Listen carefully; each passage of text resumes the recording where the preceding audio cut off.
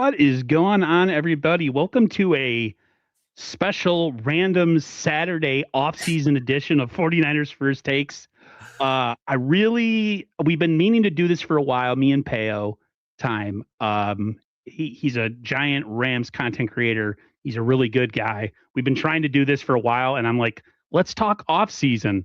Yeah. So that's what we're going to do for the next hour or so. If you're interested in hearing about your division rival LA Rams for the next hour or so, come join us, whether on the live stream or the rewatch, and leave your comments down below or in the chat. And yeah, let's just get to it, man. Like, it's been a while since you've been on the channel, and I follow you somewhat, you know what I mean? I'm a Niners guy, so I'm not going to sit there and watch a ton of Rams content, but I do follow you. I keep track of you. How are things going on the YouTube side of things? How, like how is everything with the channel going? Like, how are you in general? Aaron, dude, thank you so much. Yeah, I feel like we talked about collabing like 2 years ago and haven't since. So it's been too long. Anyone watching on my channel, I'm glad we're streaming to both our channels here. And don't worry, I didn't become a 49ers fan. Just Aaron's the one that scheduled the stream. That's why you see it. And yeah, dude, YouTube's been a lot of fun. I like to think my channel, I have the most fun possible on the internet just talking about the LA Rams. And they're my favorite team. This season was a crazy season to be a Rams fan. And a Niners fan too, which I'm sure we'll talk about. But yeah, no, YouTube, it's a journey. It's been a lot of fun, and excited for the future of the channel and seeing where what happens next. I mean, I feel like we're just in like the calm before the offseason. The storm is about to start because free agency's coming, and yeah. We're both. It's weird because a lot of fans from both fan bases, they develop like a personal hate with the fans of the team. And I'm like, I'm just not a fan of the Rams. I don't like the Rams, but I don't hate on anybody because they cheer for a different team, and especially not you. You're probably one of the most genuine, nice people, and your content is very I'm more of a half empty glass type of guy. I come at it with more of a negative angle.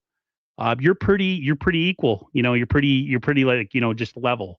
And I think that's one thing about your content that I think that people like about it is you are just a Rams fan. That's what you are. I've watched some of your before and after videos and your excitement before a game. And then if they lose, you're like, but you're still yourself. You're not swearing. You're not flipping out about it. You're just you stay even keel. And I think that's why a lot of the people who do watch your channel on a consistent basis appreciate it. Can I tell you something funny about those before and after reaction videos? Sure. So almost every one of them, there's always especially when the Rams lose, there's always these trolls that come in and they're like, you faked the before. They accuse me. And there was I forget what game it was. There was one game I got ridiculously close in my before to the actual outcome of the game, and all the people in the comment section are like, you staged it. I'm like, no, I actually record it, and now I actually record it while I do my watch party so people can see me do it, because I'm not I know a lot of people do skits and stuff like that, and that whole series was literally you know what, I just want to be genuine, and so you gave me a huge compliment saying that, and so it's a genuine reaction before and after the game for a Rams fan, and that's why I do it. I'm so quiet before games because I'm always thinking of the worst possible outcome. I'm not easy to be around when I watch football. Okay. I stay to myself. I mute my TV because the announcers irritate me. I'm not happy when I watch football. If they win, I'm happy after. But I'm such an emotional fan that it affects my daily life. Especially when we lost the Super Bowl the second time to the Chiefs, man. That was a hard one to get over, because of just how good the team was and how they should have won. And it's that's just how I am with it. So me doing a pre-video would just be hey, I don't really know what's going to happen. Are you a fan or not? Like, are you that miserable? I to some extent before I watch games and even watching games, I'm pretty miserable. If the Niners start to kick some butt and they're playing well, and I start to get a vibe that the season could be successful, that's when I start to kind of get a little bit more excited and like maybe let my guard down, because it happens with me is anytime I let my guard down, they end up breaking my heart, the 49ers. Especially this year with all the injuries. Like, Yeah. everybody's like, "You're not how are you?" Like, whatever, and you're like, you're just refusing to go along for the ride. You're refusing to, just have fun. I'm like, "Listen, we get the number 1 seed and we don't deserve it because of the injuries, and then we lose in the first game because we're just not really that good." Like, I rather the way things ended with us just getting stomped by Seattle, and just it showed like the deficiencies of our roster and the injuries. That's kind of like that's how it should have ended, right? Like, Yeah. so like it was more, I kind of expected it. And like, I don't know. I'm just one of those people, like, when good things happen, I'm like surprised. That's Yeah. me. And I'll just ask this question. So, like, is it a fair assessment to say that the 49ers overachieved this year, given like making the divisional round of the playoffs with all the injuries? Oh, I'm so old school, man. I'm like 46 now. I grew up in an era where it was like Super Bowl or failure. You know what I mean? Like, if you don't win the Super Bowl, it's a failed season. Like, that's how like Jed or Eddie DeBartolo was, kind of like Steinbrenner was with the Yankees. Like, if they didn't win the World Series, the season was a failure. And that's how they looked at it. This year, um, as long as people don't like go overboard with it and kind of keep repeating it, like, we overachieved, we overachieved. We did overachieve. But let's not look at it as some sort of badge of honor. Yeah. We still fell short of the mark and we didn't achieve what the ultimate goal was. Did we overachieve in the sense that we were hurt all year and we were missing 65% of our roster, mostly on defense? Yeah. Did we need Ayuk this year, or would it have helped? Sure. Pearsall being injured all year hurt us? Sure. So but yeah, I just I look at it in a like, it's cool that they overachieved. It's cool that they, kind of fought through it. It kind of showed perseverance, shows how good of a coach Kyle Shanahan is. But at the end of the day, watching the Seahawks celebrate on our home field didn't feel too good. I'm sure you wish it would have been the Rams, right? No, it would have been even worse, because that would have been two. That would have been two since you guys got McVay as coach, and Kyle's 0 for 2. So with it being Seattle, it was less painful. It would have been you guys. I don't know, when you know as a Niner fan how close the Niners could have gotten to getting Stafford with that whole situation where Kyle Shanahan went to sleep thinking that we were gonna sign him the next day or something, and then the Rams got him like overnight. Yeah. And then you see what's happened with Stafford and how good he is, and how you and him and McVay, and how you guys were really, like, kind of veteran heavy, and then you like reset and got younger, and like now you're back in it again. It would have been tough to watch you guys win another one in Levi's. Seattle still sucks, but I still think the Rams this year, player for player, as far as offensively, you guys are still. I still think the Rams were the best team in the division, as if you look at just offensive talent. Seattle defensively, but like I always fear the Rams more than I do playing Seattle up until these last 2 games that we played against them. And I appreciate you saying that. I'm going to be honest. Looking at this Rams team, like, coming into the year, the expectation was Super Bowl, right? And those were fair expectations. There were some concerns about Stafford's back. There was concerns about our left tackle, Lyric Jackson's. He had some blood clotting, but both those players were phenomenal all year, which was great. But I can't help but like have this lingering thing of like the Rams just they had the talent to win the Super Bowl, and they had the offensive firepower to put points up on Seattle. It just, there were a couple of key plays that the Seahawks made over the Rams, and you can't help but think, special teams was one of the deciding factors in both the losses to the Seahawks this year, both in Week 16 and in the playoffs. So I have optimism about the Rams moving forward, but yeah, that NFC Championship game, it was a heartbreaker. Yeah. Hey, what's up, Daniel? With the Rams, to me, when I looked at you guys, like one of the reasons I think you guys gave Seattle a better fight as far as like, one of the things you need to have against Seattle is you have to have legitimate threats on the outside at receiver. Yeah. You have Puka, you have Devontae Adams, and you have a really good running back in Kyrie. Is it? Yeah. Kyrie Williams? Kyren Williams and Blake Court. Yeah. So you have two, and then you have an outstanding quarterback, and you have a pretty damn good offensive line as well. So that's why I think, if you look at it just pure like optics, and you see like the Rams kind of not exposed, but like it shows that like if you have a pretty substantially good offensive weapons that they're like, not that they can be had, Seattle, but they're not unbeatable. You know what I mean? And the Niners were just, no Ayuk, Pearsall hurt all year. Kittle was hurt a lot of the year, in and out of the lineup. Essentially, it was the McCaffrey show all season, right?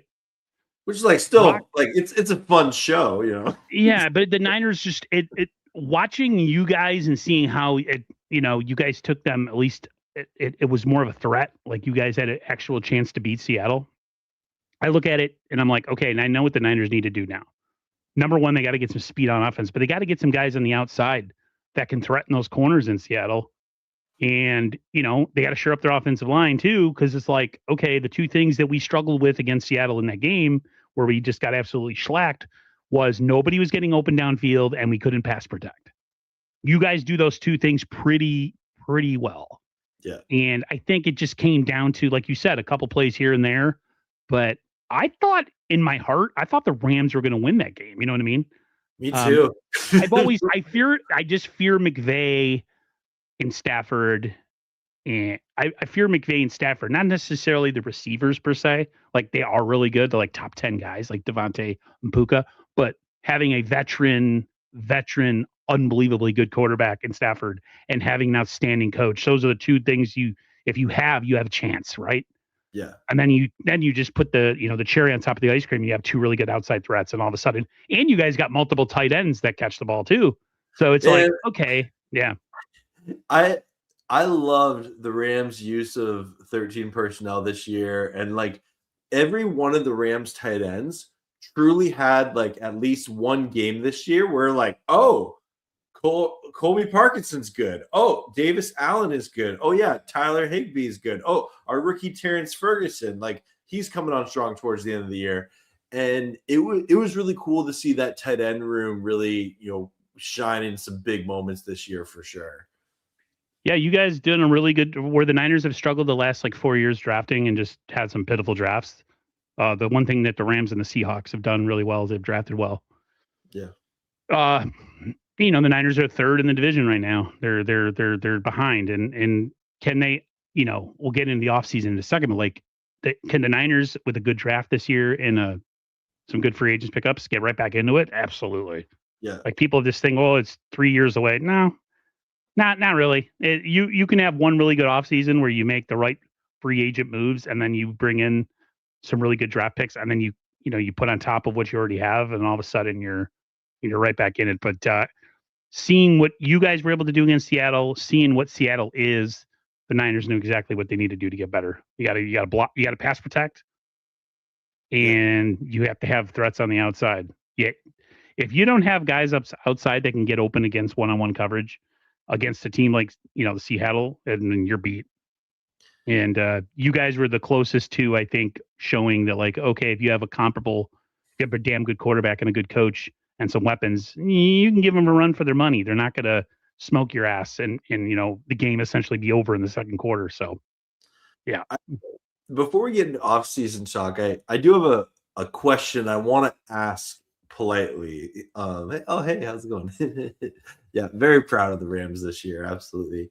And I don't ask this to be a troll or anything like that, but the past number of offseason, the 49ers have seemed to always had some sort of off the field story that was like a weird distraction. Like I know like Juwan Jennings last year, Brandon Ayuk, Nick Bosa had his stuff going on, right? Is there any like thing on the horizon that could be like that like late off-season drama for the Niners that seem to always be lingering? I mean, Ayuk's out the door. He's not coming back. A Yeah. lot of people that follow the 49ers closely that, beat writers or people that, cover them closely don't think Jawan's coming back. For the most part, the Niners got some pretty good soldiers on their team that don't really stir the pot. Yeah, the Niners have had a lot of drama the last couple off seasons, and that's what happens when you're successful. Even though we didn't win the Super Bowl, and players are good, and then they start to know their worth and their agent, and then they get signed to big money. Like that kind of stuff starts to happen. It seems to happen more to teams that come close but don't make it, Yeah. as opposed to teams that get there and win. I don't know. Yeah, and I'm sick of the excuses too, because a lot of 49er fans, like fellow Niner fans, the one thing I don't like is excuses. Like, oh, if this person and then this, then like, it's just like you got to play the cards you're dealt when the season happens.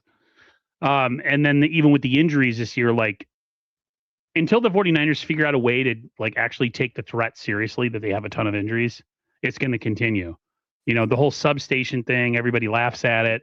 The front office laughs at it. The owner laughs at it. And it's like, what are you laughing at? Like, you cannot seriously be a threat every single year if you constantly have top 10 in injuries over the last decade other than 2023. Like, there's a substantial problem. Like, there's a literal problem. And the fact that they kind of just like it's not that big of a deal. That really bothers me. So right. Go ahead. I will appreciate Kyle Shanahan when he was asked about the substation, that like he answered that as well as you can, of like, we're looking into it, right? Like, and why not? Like, even if it is crazy, you've had so many like injuries, it's totally worth being like, you know what, no stone unturned. If this is hurting our players, yeah, we have every responsibility to make sure our players are getting the best care and training possible, right? Yeah. We'll see. I mean, John didn't really make any like thing that he were going to change anything. He kind of like blew it off like he always does. That's the one thing. Like one of the drama pieces that has been talked about that a lot of people, there's no proof, is that there could be some like front office shakeup where like they add somebody to the front office, maybe to help with the draft or whatever. There's a rumor going on with Larry Krueger, I don't know, some other people like, oh yeah, I've heard the same thing. Until that happens, then I'm not going to believe it. They do need, I personally think with the injuries and with the drafting that's gone, hasn't been good the last couple of years. As much as I love John Lynch, I think he's a great face of the franchise. He's very much like a CEO. He says the right things. He's a professional. He looks good in a suit. He talks well. But I don't know if he's a really good talent evaluator. And it's kind of proven it the last couple of years. If he somehow like moved into like a president role and they actually brought in a real GM, I think a lot of 49er fans would stop complaining, about the missed draft picks. And maybe they bring in a guy who takes the injury thing seriously and they actually address it. They're in a situation right now where Jed York has his two guys that he loves, and unfortunately, they're kind of stuck because they're kind of like a package deal, John and Kyle.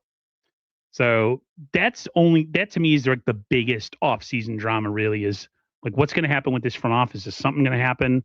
Is John and Kyle finally going to nail the draft this year? Are they going to figure out the injury situation?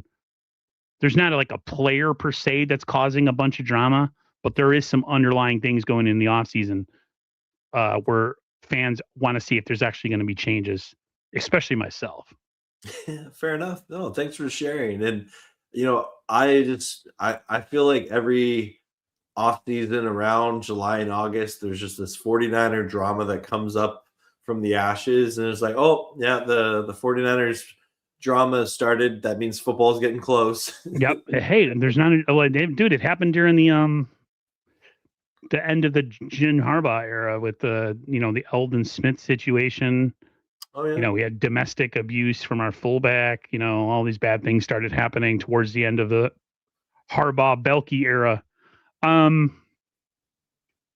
What I think I kind of asked you, but like, what was your overall feeling for the Rams this year? Like, as a fan, like how what was your overall takeaway as far as the season goes?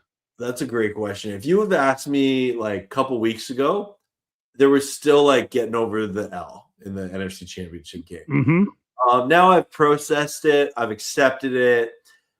This was a season I will always look back fondly on. The Rams were a fun team to watch. They played some really good football. They played in a lot of close games. They played in a couple of blowout games where they were able to really show like, okay, we are way better than this team. I think one of my favorite things when you follow a team closely, when like in this YouTube thing, you watch press conferences, you watch the roster move of like moving the practice squad of guys around, that third string or second stringer that has been undrafted and gets moved into a starting role. You cheer for him so much, right? And that happened this year. Like the Rams right tackle, Rob Havenstein, missed a significant amount of time this year. And Warren McClendon stepped in, and he's been with the Rams in like a backup role for a while now, but he played amazing.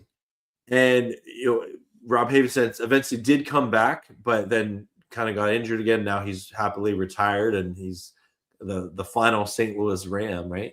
But That's crazy. So he's had a great career at locking down the right tackle position, but it looks like the Rams already have their starting right tackle in Warren McClendon because he stepped in and played really well. So I love like storylines like that, kind of on that like minor perspective, but also on the macro perspective of just like Sean McVay is the best coach in Rams history. No doubt.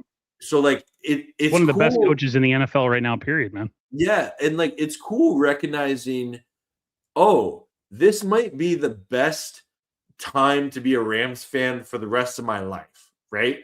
And like I just want to enjoy that. And hey Kenny, I'll definitely get to this question in just a moment.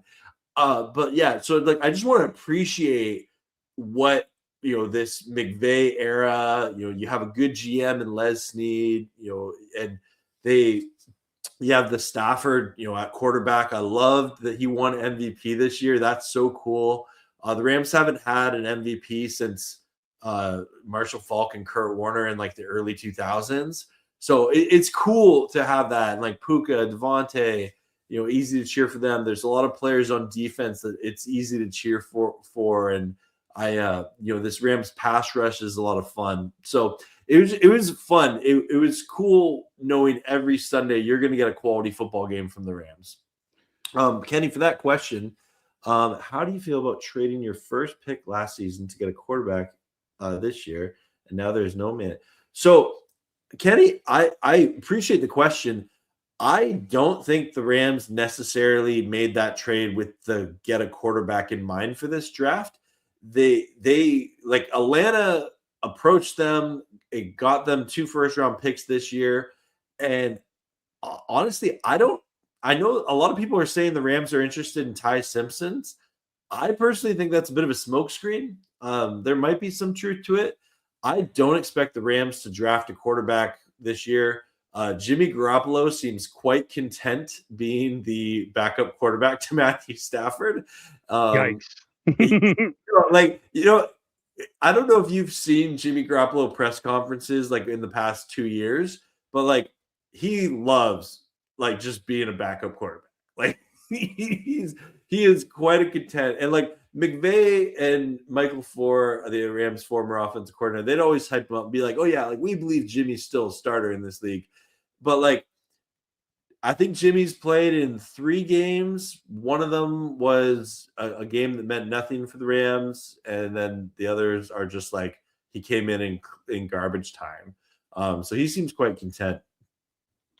Yeah, with the Niners this year, I mean, like it wasn't the year we wanted, but yeah, we got 12 wins. Yeah, we made a playoff. We beat the defending champs in their own house, Yeah. which was, I think, a huge accomplishment just based on how many backups and street free agents were on defense in that game.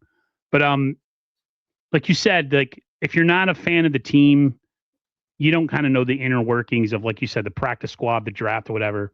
And the Niners, they made some decent picks this year. I mean, they got themselves a slot corner, Upton Stout in the draft. Yeah. They drafted 2 defensive tackles in CJ West and Alfred Collins that look like they could be solid pros. Michael Williams, the guy we drafted, the edge player, who's more of like an Eric Armstead type player. He's not really an edge rusher. He's more of an edge setter in the run game, run defense. Incomplete grade on him, but like there's some pieces that are that came out of the draft this year that, got some really good playing time, and some people will be like, well, none of them are stars. The Niners need all, big time players, but like maybe when you get better players back around them, like the Warners, like the Bosas, and then you add some other talent, those guys can kind of fall into the role they were meant to be. And then all of a sudden you have a really good, solid defensive rotation and depth. So there's that. The Raheem Morris signing at DC, a lot of people are getting on him because he didn't really have any really good units that other than graded out other than the year you guys won the Super Bowl a couple years ago. But his familiarity with Kyle Shanahan, his ability to run multiple types of defenses, and he's definitely a player's coach, which is good because the Niners have not have a lot of veterans anymore. They have 2 really good veterans in Bosa and Warner. So yeah, like when you don't follow a team closely, like especially when it comes to draft picks, like I don't know who the Rams draft.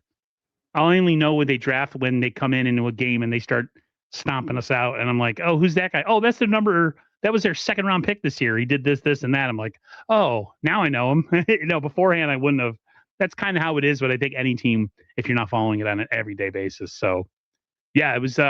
This year was, like you said, you guys. I really think that, like you said after the championship game, that you said it hurt more than losing a Super Bowl, and I was like shocked. Like I'm like thinking to myself, pale. Like no, wait, did I say that? You said it hurt. I don't know. You said losing the conference championship. Like you said, you didn't know it was going to hurt this bad. Like it really bothered you. For me, it was like I felt like it's as if we lost the Super Bowl, which I still do think that, because I think if the Rams beat the Seahawks, I think they destroy the Patriots. Oh, I think you guys would have. I think us healthy with Ayuk and Warner and Bosa playing this year, I think we would have beat them too. I have no doubt in my mind. A healthy 49ers team, not the mash unit that you saw this year, like going into the season 49ers. But yeah, that was a horrible Super Bowl, by the way. I watched the first half, and then I watched the Rise of the 49ers documentary on A&E. Yeah. with my mother. We watched the first 2 episodes, and then I went back to the game, and there was about like 10 minutes left, and I'm like, wow. And then you hear about the halftime show and just how lifeless everything was. I'm like, this Super Bowl sucked, man. At least like if the Chiefs are there, you can root against them. Or if you're a 49ers fan and the Rams are there, you're like, oh, I want the Rams to lose. I kind of was like that with Seattle, but it's like I didn't care. Like, I don't know. I feel like the only like storyline that was really that interesting in the Super Bowl was Sam Darnold's redemption, right? Like, yeah. Like, and I saw a lot of 49ers fans happy for Sam Darnold. Yeah, of course. You guys was he 1 or just 2 years? I forget. And 1, 1, 2, 2, 1. I don't know. I don't remember. I just remember the game that the Rams and Niners played week 18. And it was Sam Darnold versus Carson Wentz. Yeah, it's I was happy for him.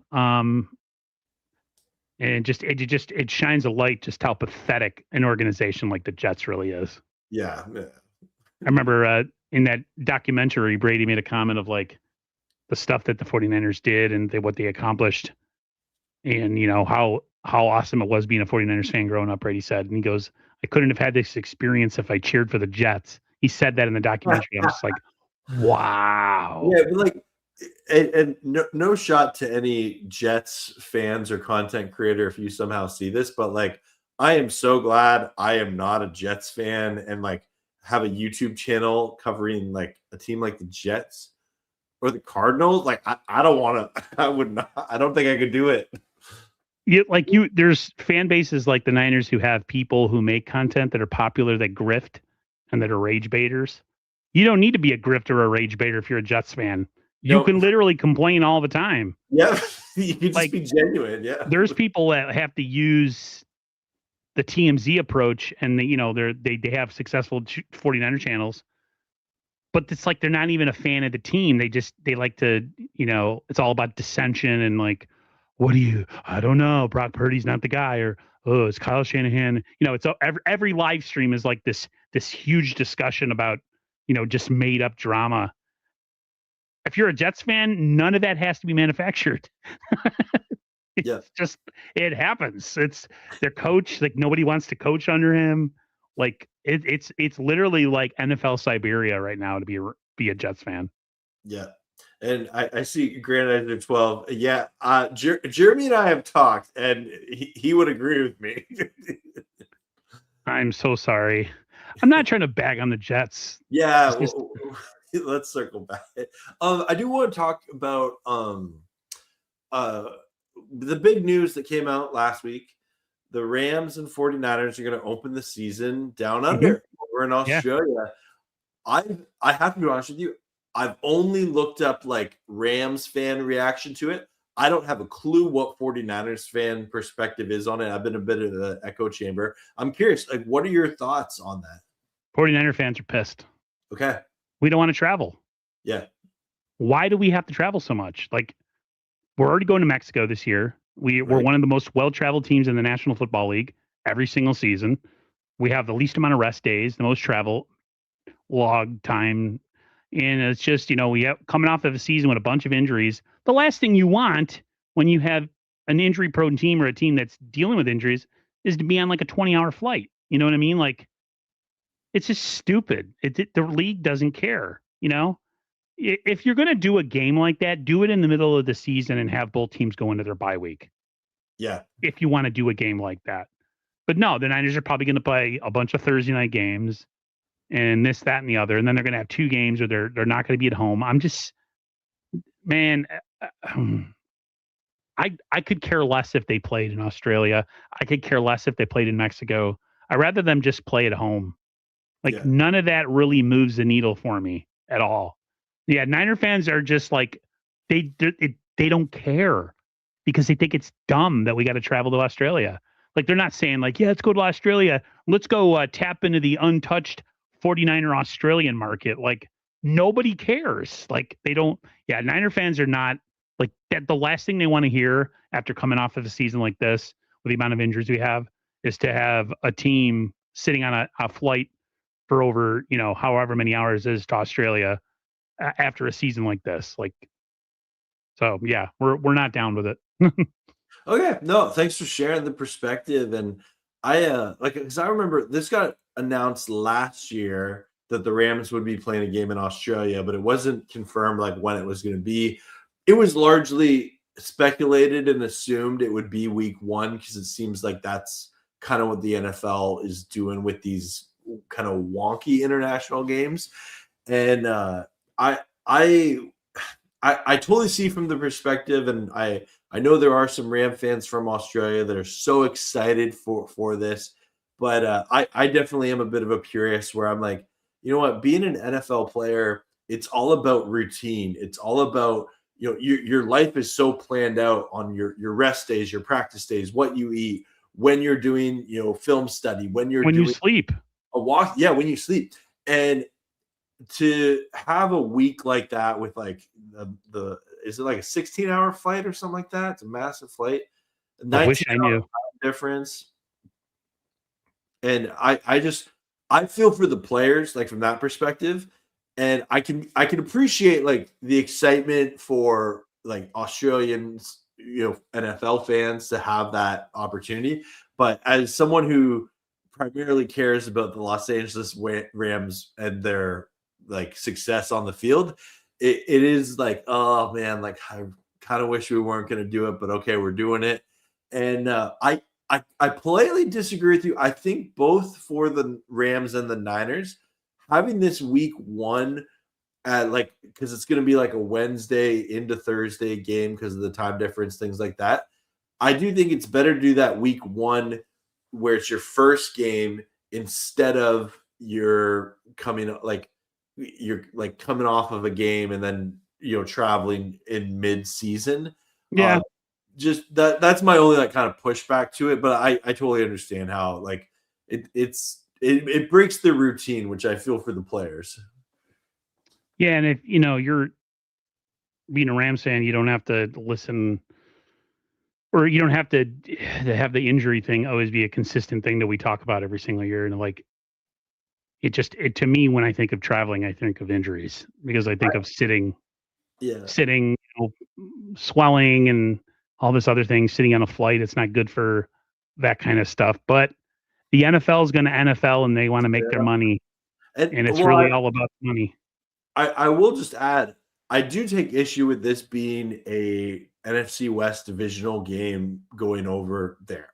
I would much rather be one of the AFC opponents or other like non-NFC West teams that the Rams play over in Australia.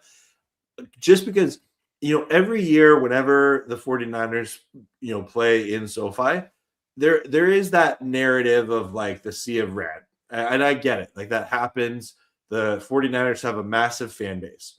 But and you're one of the few 49er fans that will like hear me out when I say this. The Rams fan base is actually growing in LA. And I know that like people don't want to say that. Like, they always mock the Rams, say no, they don't have fans, stuff like that. But that is not true. Like the Rams have been back in Los Angeles for 10 years now. They've had kids that are, going to Rams games. They're growing up. They're, becoming hardcore Rams fans. And I get excited for the day when the Rams and 49ers play in SoFi and it's not a sea of red. And that's something that like I do see coming slowly and it continues to, pick up. And it's been cool to see, the Ramleys growing. I know people will always, go with the narrative of all Rams don't have fans and stuff, but it's not true.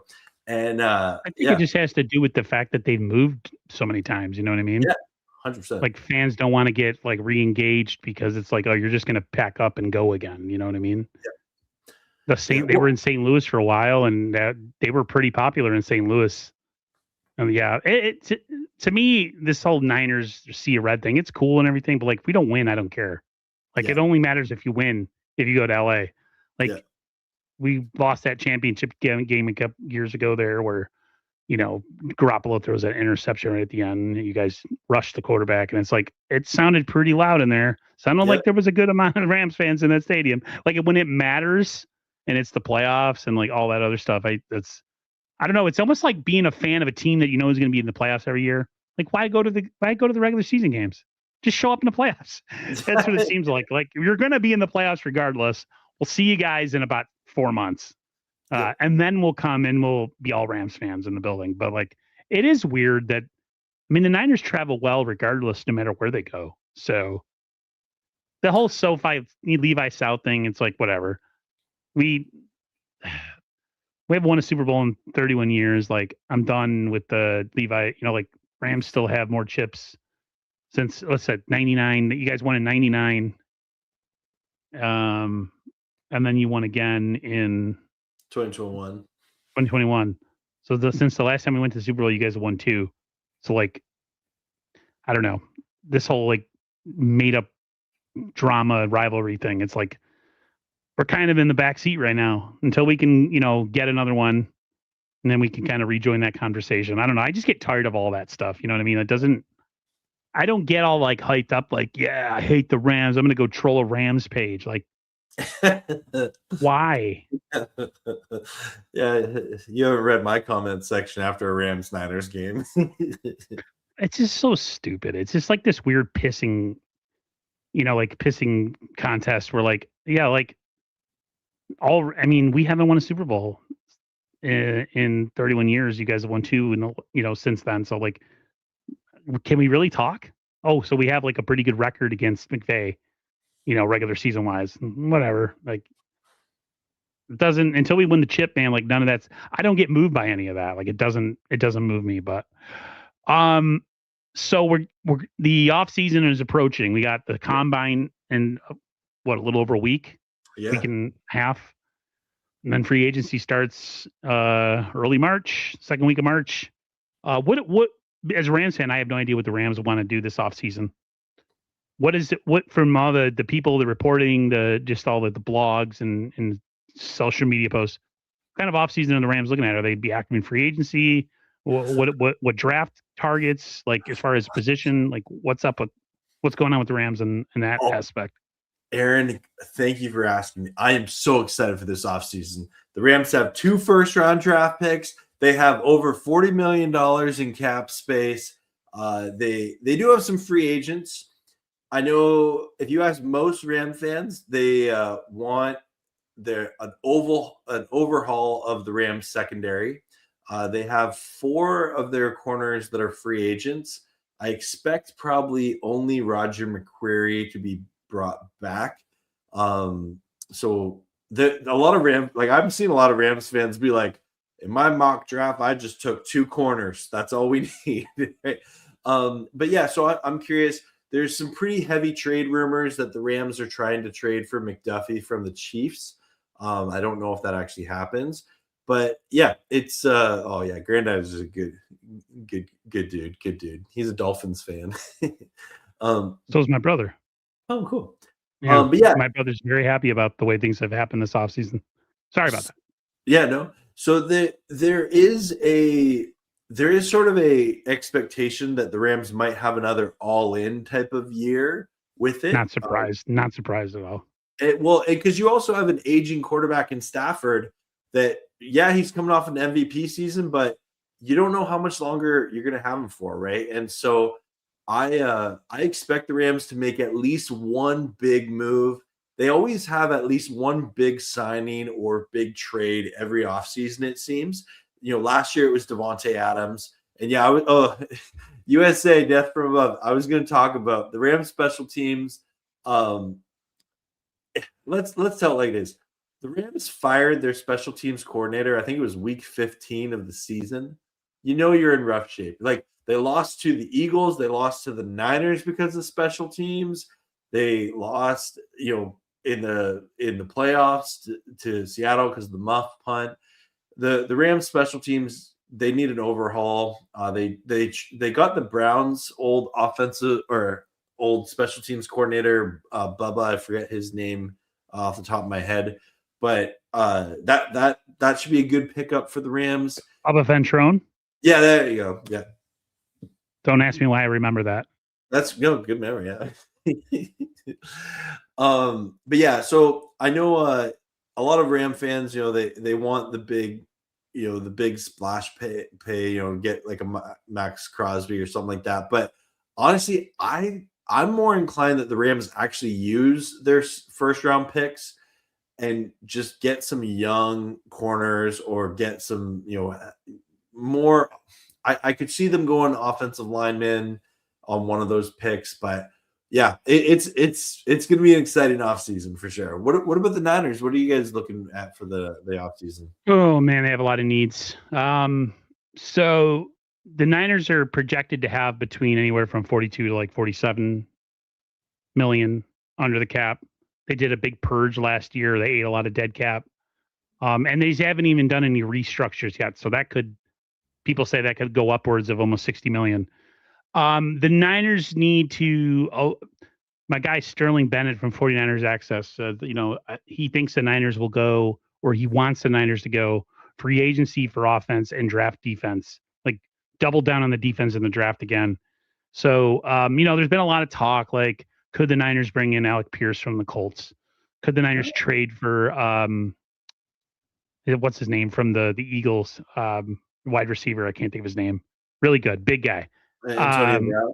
Or not Antonio Brown. No, AJ Brown. Sorry. AJ Brown. There's a lot of that. Essentially, the Niners need to do is they need to get faster, and they need to have guys that can actually get some yak. Guys that can threaten corners downfield. So, and their offensive line needs help too. The Niners have a lot of holes. The Niners have an aging roster with not a lot of depth.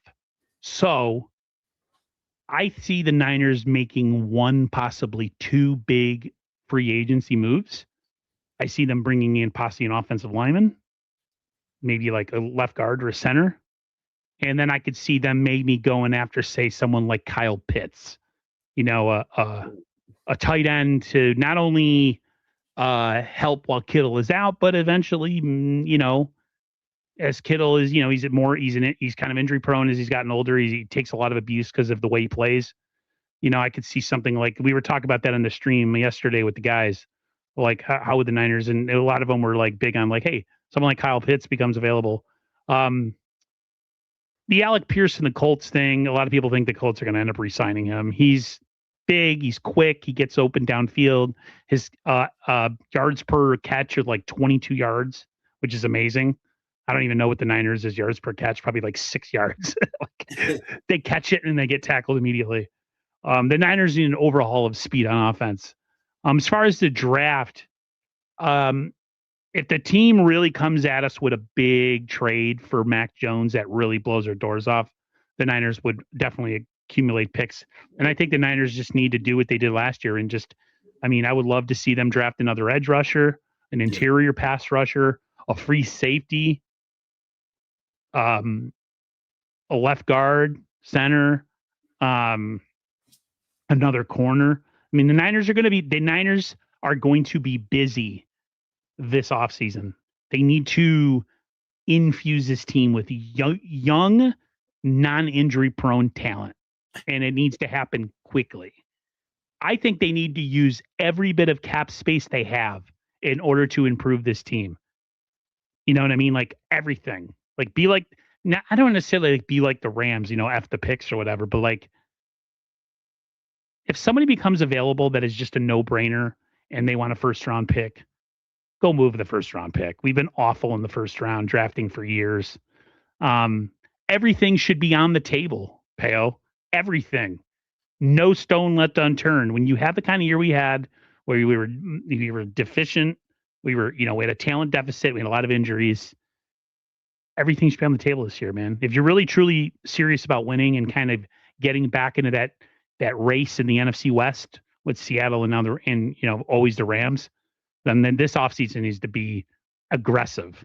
They go into free agency and they kind of screw around and they get a bunch of like mid-level free agents, and then they go into the draft and they do the same thing as they usually do, which is like completely biff the first 2 rounds and then get a bunch of stars in like the 4th or 5th rounds. Fans are just not going to have it. So Niner fans are excited and hopeful that this offseason will be different than many off seasons past. Yeah. Well, hey, it's impossible to have a first round bust if you never draft in the first round. Exactly. Okay, well, that's really interesting. I think that the Niners are always a team. Obviously, I'm keeping an eye on because they play in the NFC West. Mm-hmm. What do you think about? And I know we're talking Rams and Niners here, but do you have any thoughts on the Seahawks and the Cardinals in this to make up the rest of the division? Seattle's going to lose some guys. They're going to lose some free agents this year, so they're not going to be the same team. Not saying that they can't stay good, because as long as they have their GM and their coach, I think they're going to be fine. The Cardinals, man, I don't know about the Cardinals. Like they just haven't had stability there for a long time. And they thought they got their quarterback of the future, and he's, a mental case, hurt a lot. Not people don't know if he's committed to the game. He likes to play Call of Duty video games and stuff. Like, so I think the Cardinals will move off Kyler Murray. And so do I. one of my issues with a lot of Cardinals takes right now is a lot of them talk about the Cardinals as if Kyler Murray played a lot last year. He didn't, right? Like it was Jacoby Brissett for the majority of the season. So like the Kyler Murray era ended. Like how many games did he even play last year? 5? I don't know. Yeah, he got a concussion. Like he got Yeah. dinged. It wasn't that many. I don't know. Like just the Niners season was so stressful towards me. I knew the Cardinals sucked last year, so I just Yeah. pushed But them to the background. it's always interesting though, because that's one of the things about the NFL that I love is if your team crushes the draft, you can be competitive pretty quick. Yes, you can. And with the Cardinals, they always go through this where like they hire a new coach and they get a little bit bump, right? And so I do expect Mike LaFleur to be a better head coach than what Gannon was. And I don't think the Cardinals are necessarily ready to, contend for the NFC West or anything, but I do think they're going to be a tough out. Yeah, LaFleur, Shanahan, McVay tree of coaches. Now the NFC West is going to have a bunch of guys. They're all pretty much cut from the same cloth. Yeah. So I think the Cardinals will be better. Like you said, they do get a bump. They seem to always do that. They'll have a pretty good draft. They'll land some free agents, and they'll look, better. They're right now. They just need stability in that organization. Yeah. For an extended period of time. Well, because I think the longest tenured coach they ever had was Whisenhunt at 6 years. Yeah, it's been a while since. Right. Yeah, the Niners, right now, I still feel like it's Rams and Seahawks in whatever order you want to put them. I guess you put the Seahawks in front because they won, but we have a talent deficit on our team that can be taken care of in one offseason. Yeah, like you said, if you bang the draft, the great thing about draft picks, though, too, Bayo, is you don't have to pay them right away. Yeah. So when you don't have to pay, you can spend money in other places. You can go out and make a trade for a Max Crosby, or you can go out and make a trade for this guy, or bring in even though he's kind of old and he was injured last year, like a Trey Hendrickson. You could make a splash like that because you're not paying other players in different places. Yeah. What's happened with the Niners is they had a lot of that, and then guys started needing to get paid.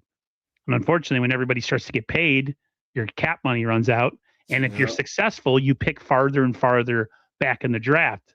So teams will go through kind of some ebbs and flows, suck for a bit. Maybe they'll the Chiefs. Maybe they have a down year next year, have a pretty bad draft, the draft pick or whatever. And all of a sudden they have a couple early round picks.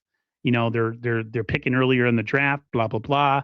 Guys retired, they get cap money, and all of a sudden, it'll be like I feel like Mahomes' career is going to be like Brady's. It's going to have a little lull in the middle, and then he's going to have like a second run. Resurgent, yeah. Yeah, I totally believe that.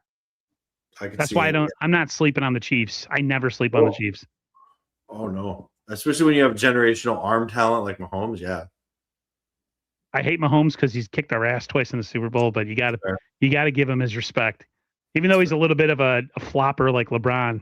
But yeah, man, it's I'm looking forward to the draft and free agency. Free agency is going to be cool because 49er fans are going to have mental breakdowns if we don't sign all the best free agents. It's going to happen. It's going to happen. Well, and do you know what? It's funny. Yeah, we'll take this question in a moment, Grant. It's funny just the overreaction that we live in doing this YouTube thing or content creating is you could have the most level-headed reaction ever, but you'll still see in the comment section people be like, they should have done more. They should have spent more money, right? And at the end of the day, right, you have to trust that your GM is doing the best to set your team up for success, right? So Grandize are asking, did you both cover, Aaron, what did the Niners learn from the Super Bowl and what should they have learned? Same question to Peo. Any thoughts on that last game? We kind of talked about it, how the Niners, the Niners see where they need to be better. Mm-hmm.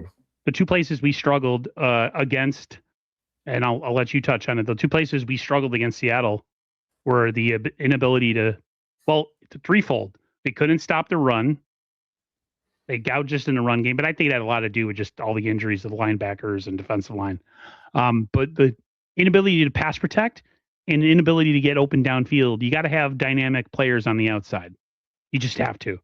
Yeah. So the Niners learned, because the Rams do have dynamic players on the outside. If you want a chance at beating that defense, one, you got to spread them out, and two, you got to have guys that can get open downfield quickly. If you got guys that stay covered and can't uncover against man coverage with that pass rush, with a bad O-line, you're screwed. Yeah. So, yeah, the Niners learn exactly where they need to get better. Yeah, and I would say for the Rams, just, essentially just realizing that Seattle will attack your smallest little weakness, right? And for the Rams, it was definitely their special teams and their corners. And so that, and I wouldn't even say the Rams have the worst corners in the NFL.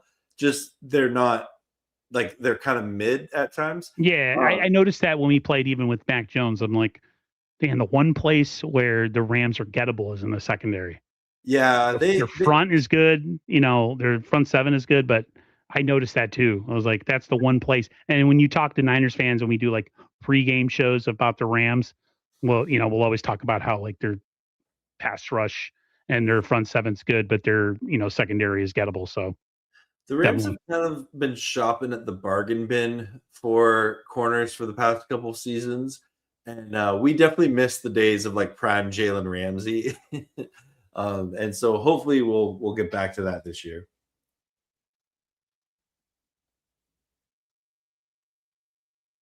Glad. Oh yeah, you got those are 2-year guards. I'll say, who are those guys? Yeah, no, those are on the Rams. Yeah, no, K-Dot and Steve Avila, they're beasts. Yeah, I agree. You guys got to. That's the thing too. Like I think we learned from the Rams too. Like, if you got to invest in the trenches.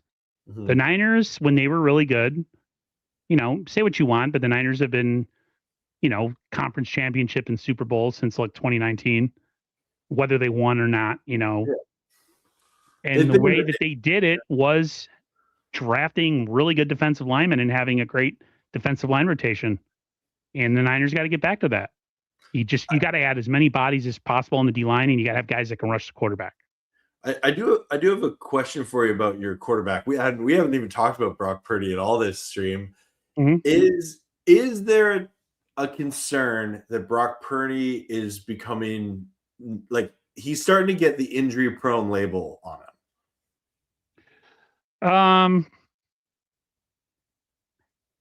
I mean, other than the injury that he suffered against the Eagles, he had been fine regardless. So he's had 2 major injuries. He's had a UCL, and he's had the turf toe. Yeah, Niner fans have definitely talked about it. But a lot of Niner fans also say, like, if our offensive line was better, what happened against the Eagles a couple seasons ago in that championship game where he tore his UCL wouldn't have happened. But like, if we could actually protect the guy and he wasn't taking shots all the time, we wouldn't have this problem. So, yeah, I worry about him. He's not big. He's kind of short and thick. They call him Baby Bosa, like his legs, because he's got really thick lower half. Or they call him BCB. He can figure out what the C means. But yeah, but a lot of Niner fans will say, like, yeah, but they just invest in the offensive line, they get better, then we don't have to worry about it as much. But that's why a lot of 49er fans and a lot of content creators, the big ones that get all the views, say that there's a good chance they have a feeling that if the Niners end up trading Mac Jones, they might bring in Kirk Cousins for the backup quarterback position. So that would be a pretty good insurance policy. Not saying like he's anything like he used to be, but if that's your backup quarterback and you got to win a couple games and you have weapons and you have Kyle as your quarterback, you'll be all right. Yep. Hopefully. Then again, I could be completely wrong and he's complete garbage, but we'll see. Brock has declined 9.6 year for anymore 8.5. Now, the Niners also have that's just their offensive line has been horrendous, and they don't have dynamic weapons anymore, Kenny. They just don't have the dynamic weapons like they used to. Well, They and just I feel like Brock Purdy at his best is when he's a point guard quarterback, yeah, he's a right? facilitator. He's Yeah, essentially Jalen Hurts. yeah, I'm okay to admit that. Like yeah. that's what he is. He's a There's better nothing version of wrong with that. Garoppolo for sure, but that's what he Yeah. is. You can win a lot of games with that if you have a good good quarterback at doing that.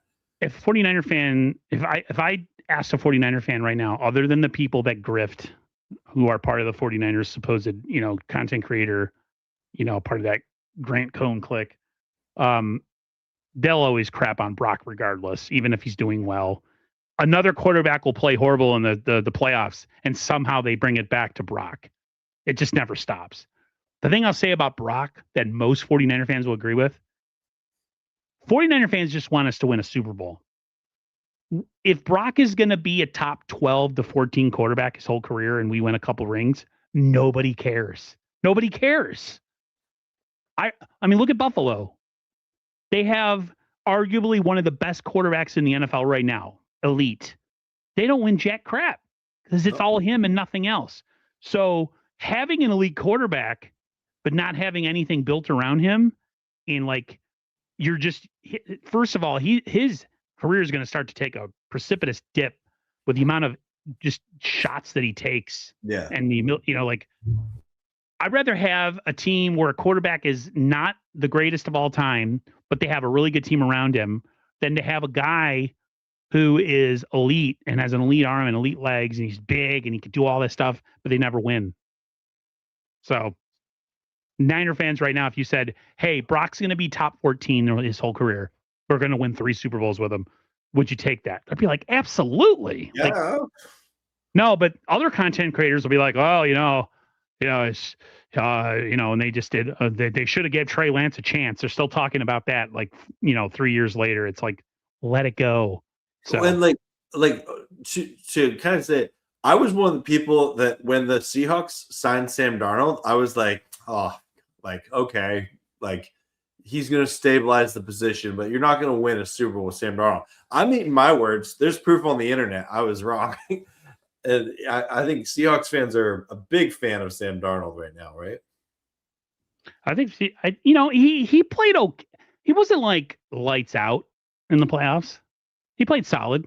He didn't make any of the mistakes that he normally or he used to make. He didn't turn into a pumpkin. He didn't turn into a pumpkin like he has in the past. He wasn't seeing any ghost. But I mean, I would say he was a better version of Jimmy Garoppolo in maybe 2019. That's fair. Or Jimmy Garoppolo would make those throws like where they'd shut him down, and that was at the divisional or the championship game in 2019, and we just ran the ball the rest of the game with Raheem Mostert because Garoppolo was kind of starting to like give the game away, and Kyle was like, "Screw this," and the Packers couldn't stop the run. So he's not that bad. Yeah. But I mean, Drake May, a lot of people have made him to be this next great quarterback, and he kind of got exposed to. We're so quick to just label people busts or label people great, like Jalen Daniels from the Commanders, second coming of whoever. The guy is like 145 pounds soaking wet. You know what I mean? Like he's fragile. He had a down year this year. Like that, we're so quick to like make judgments, with quarterbacks and stuff. So yeah, man. It's pretty much everything. I had a good time talking Ram v 49ers offseason. Anything else you want to share before we get out of here? Oh, did we lose him? I think we froze.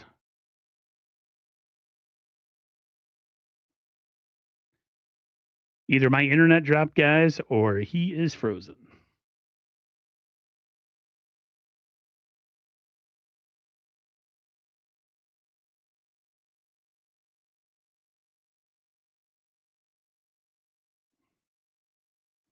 Said he's frozen in the Canadian tundra. Yeah, I thought it was me. I have internet issues sometimes in my house. But let's see. We'll give him a second before he gets, before I end the stream, see if he comes back in here. Unless his internet dropped.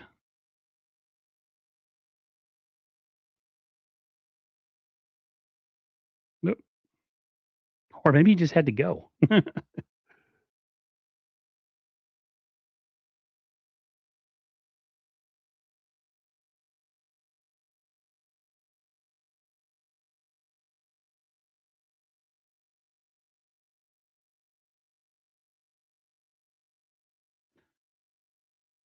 No draft crushes right now, man. I haven't really looked into the draft, to be honest with you. Uh, as far as players and who the Niners could go after. Um, I don't know if he's going to be able to come back here. We might have lost him, guys.